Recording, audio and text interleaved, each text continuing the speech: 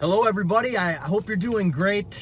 Today we're going to wrap up the Building a Spec Home series. So we've had 4 episodes or videos so far. This one here is just going to kind of put the ribbon on top. So we're just going to kind of recap things, and you can go back and reference any of the other videos for more specific detailed info, but I feel like we need to get this one wrapped up. Real quick, I just want to jump in here and go over my consulting service that I offer. So if you want to get more detailed information about any of these steps and kind of dive into things further, I do offer a consulting service for that, and I'll put more details in the description of the video.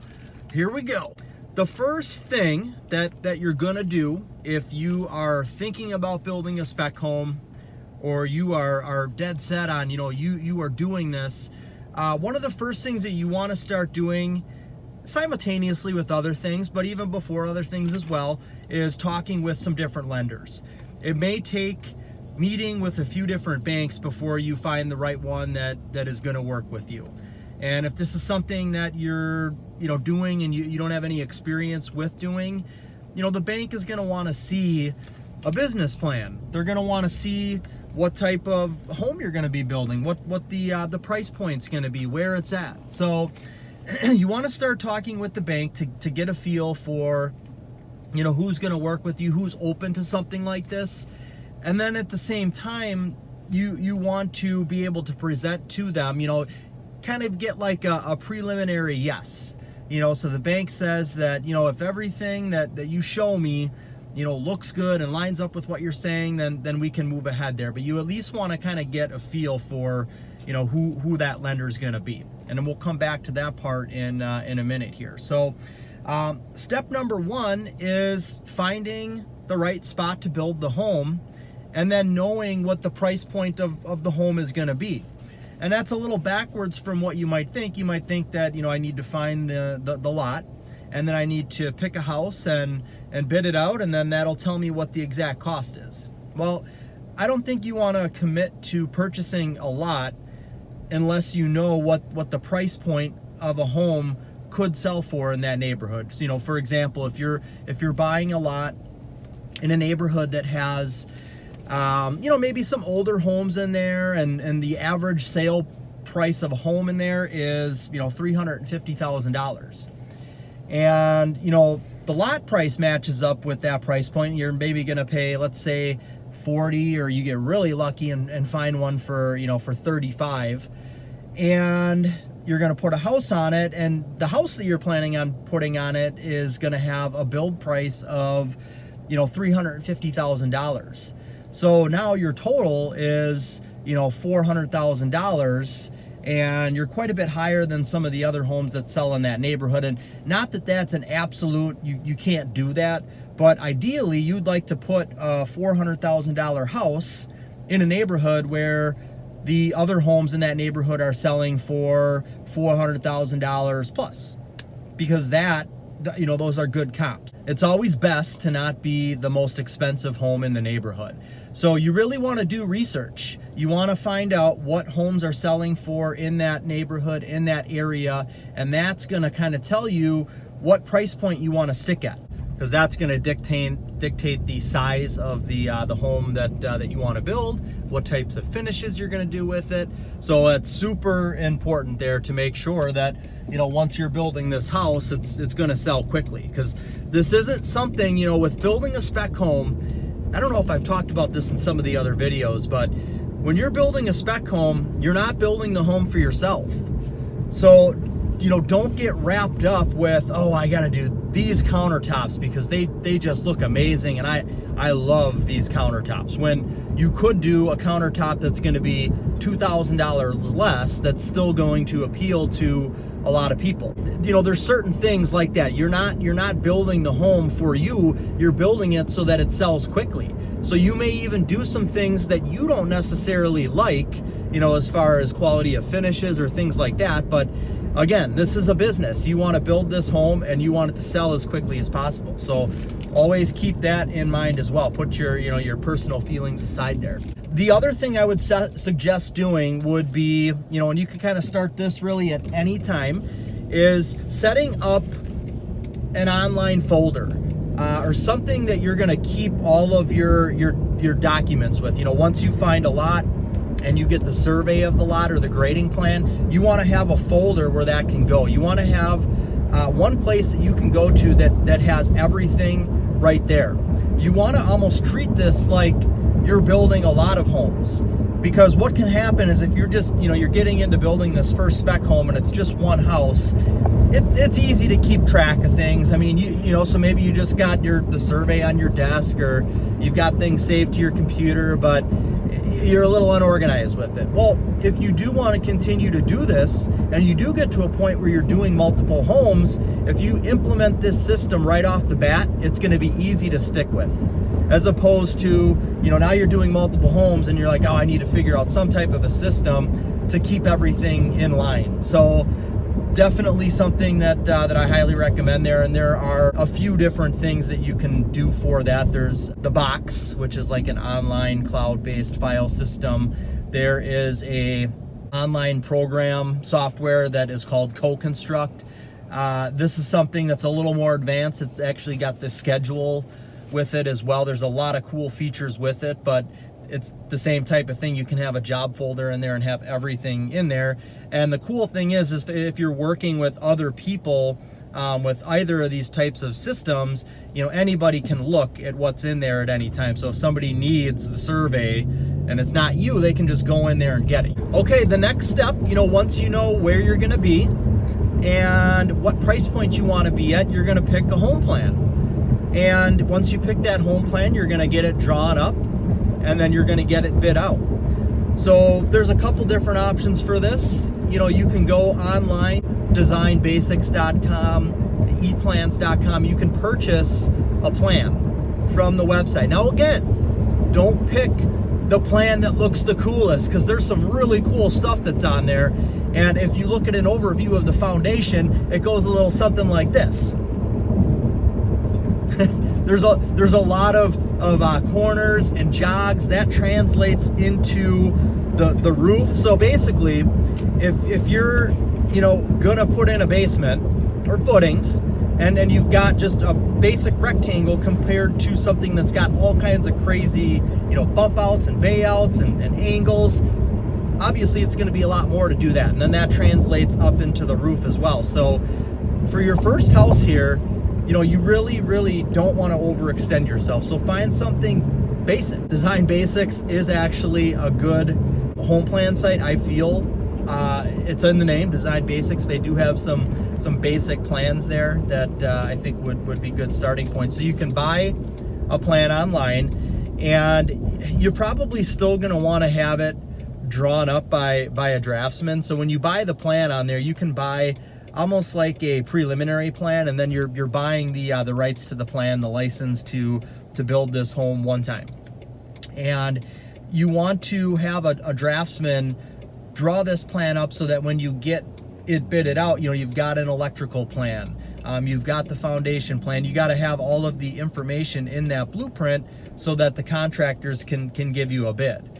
So you're going to find the plan on Design Basics, and yes, you've got the plan, you've got the rights to the plan. Now you need to have it drawn up. So you can do that, and then you can actually get all of the numbers for what this house is going to cost to build. You're going to get an amount from framer, electrician, HVAC company. In one of the last videos, I said that a good resource for finding these contractors would be joining the local home builders association. In my area, we have the Racine and Kenosha Home Builders Association. So that's a good resource. You might even be able to find a draftsman there as well. So once you get the blueprint, you're going to get all of your numbers, and you're also going to do selections as well. So you're going to pick out your floors, your cabinets, your trim, your plumbing fixtures, because you don't want to just have okay, I think I'm going to spend $10,000 on flooring in the house, and then once you've got a number you think you're going to be at, and then you go and pick out your floors and you come in $4,000 over budget. If you choose all of your selections before you finalize the price, then all of that's included in the final price. And then if I can't do tile in the laundry room, I'm going to need to do vinyl. things like that. You want to get all of the information, your selections and numbers from the contractors so that you've got an exact number for the build. Well, now you know exactly what you can sell the house for, and you've got a number in there called profit. This is a really cool number to look at. Now, that number may change once you sell the house because you're going to have a sales price for the house. Well, what if you sell it for $10,000 less? Well, it's not that all the subs are going to say, well, we'll shave a little bit off of our number. No, that's going to come out of the profit category. But now at the very least, you got, what your sales price is, and you know what your potential profit is. So awesome, here we go. Now this is what the bank needs. Coming back to the lending portion of it, the bank is going to want, the survey showing where this house is going to go. They're going to want the blueprint to see what type of a house this is, and the bank's going to have to actually appraise the house. Even though it's on paper, they still do appraisals for that, because that is going to verify that they're good with lending you the amount of money you need to build the house. The bank can look at this and they can say, okay, this looks pretty good. We see that we'll get paid back once once the house sells. We see that you are going to make a decent profit on this. This looks good. So those are the things that they need for to be able to move ahead. So then after you obtain the financing, the house is going to get ready. You're going to go in for the building permit. You're going to put a schedule together, because now you're at the stage where, okay, you're ready to go. Everything is approved and good to go. Now you want to get this home built and sold as quickly as possible so that you can do the next one. And time is definitely money with this, because when you borrow money from the bank, you're paying interest on it. So the sooner you pay that off, the better. So you're going to want to put the schedule together so that you can start contacting all of these subs weeks ahead of time. Hey, I've got this coming up. I'm thinking that we're going to be ready to dig in a month. You're going to talk to the framer. We're going to be ready for framing in a month and a half. And then as things get started, you can give them exact dates.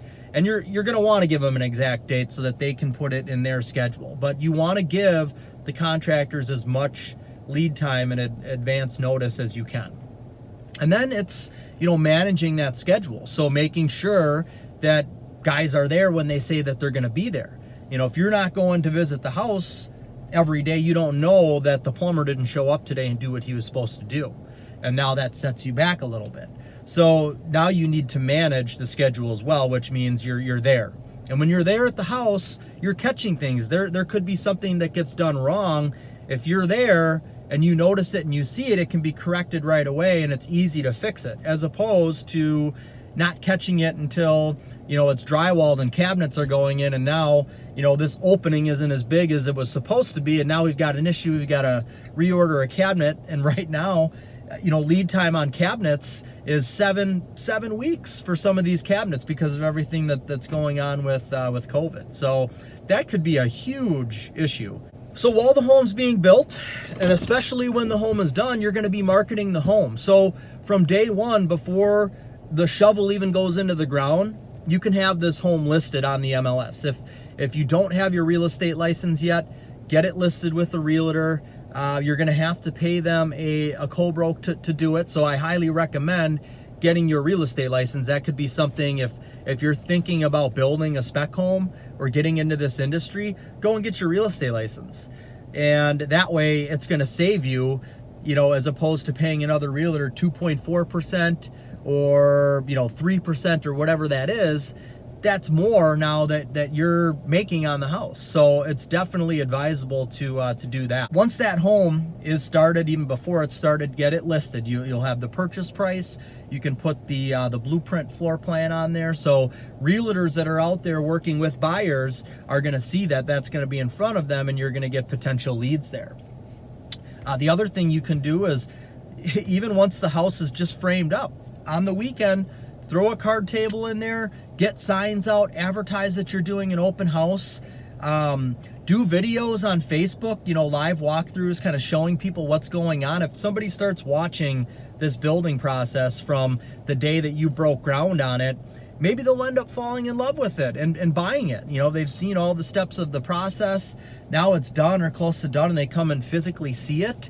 and they followed along with it the whole time, I mean, that's a great sales tool there. So those are things that you can do to market the house while it's being built. And of course, once the house is done, you're going to want to do open houses there religiously until it's sold. Right around that time, when the home is wrapping up, you want to be planning your next build. So, you know, maybe you now have a lot that you've located for your next build, or you want to be working on that. Maybe it's in the same neighborhood, so you know exactly you know, what type of house that you're going to build and what you need to do there. So you want to be planning for your next build. And then once you get an accepted offer, you're going to write an offer with somebody on your spec home, and basically this is the last step of everything. It's really important who they're using as a lender. What can happen is you could get a full price offer on your house, everything could look great, and then what happens is you've got the accepted offer, all of the paperwork goes to the bank does the appraisal on the property, and it appraises out for far less than the sales price is. And it's because the bank used an appraiser that wasn't familiar with your area. It was just a bad appraisal. So now the bank says, we're only going to borrow you what the appraised amount is. So your buyer now has to come up with the $20,000, $30,000, $40,000 difference there. Well, what if they don't have it? If they don't have it, they can't buy the house. So now you got an accepted offer on your house. It's been off the market for a month, you know, waiting for financing to happen, and then this comes up and happens. You know, so how do you try to avoid that? Well, you can tell somebody that, hey, I only work with this bank. For us, there's a local bank that their appraisers are very familiar with new construction, and we never have issues like that. So you could tell them, you have to work with this bank. This is my preferred bank. And maybe even give them a little, you know, I'll give you $1,000 off of what we agreed upon for the price if you use this bank, because you know it's going to close. There's not going to be issues, and that's the most important thing. Okay, well, that's going to do it for this video. Again, you can go back to my other ones to get more details on each thing. And of course, I offer my consulting service where we can get far more detailed into each one of these steps, and even into info about going above and beyond building a spec home and building homes for clients. So I hope you found this video and this little series useful. Give me a thumbs up. If you're not subscribing, please do so. Hit the little bell for notifications so you know and see when the next videos come out. Have a great rest of the day, and God bless.